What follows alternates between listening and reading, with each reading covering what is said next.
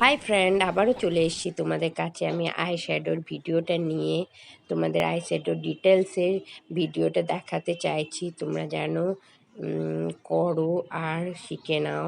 তার জন্য আমি এই ভিডিওটা নিয়ে এসেছি। দেখো তোমাদের ভিডিওটা দেখে কেমন লাগছে। আই শ্যাডোটা দেখবে। আমার ভিডিও একটু খুব নড়ছে। আমি ভেবেছিলাম রিয়েল ব্রাইডাল তো আমি ভিডিও নিতে পারবো না, কিন্তু ওখানেই আমাদের যেখানে শ্যুট করতে সাজাতে গেছিলাম, ওখানে একটা বাচ্চা মেয়ে, ও বললো আন্টি আমি করে দিচ্ছি ভিডিওটা। আমি বলছি তুমি পারবে? বলে হ্যাঁ, তোমার মেয়ে তো ছোটো, ও যখন করে দেয় আমি কেন পারবো না। তাই ওকে আমি শ্যুট করতে দিলাম ভিডিওটা, নাহলে হয়তো এই আই মেকআপের ভিডিওটা আমি তোমাদের দিতে পারতাম না।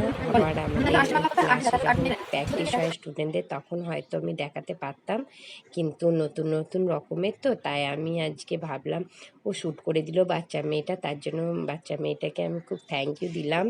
হ্যাঁ, আর আমার স্টুডেন্টও আমার সাথে এসেছিলো, ও আর একটা পার্টি মেকআপ ধরেছিল।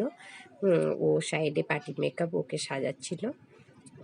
আমাদের মাত্র 2 ঘন্টার মধ্যে সাজানো হয়েছিল দিনের বেলায় মেকআপ।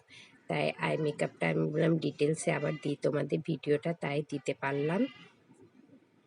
দেখো আই মেকআপটা কেমন লাগছে। আবার একটু গলা বসা, গরমের দিনে খুব আইসক্রিম খেয়ে নিয়েছি তো, ওই জন্য একটু গলাটা বসে গেছে।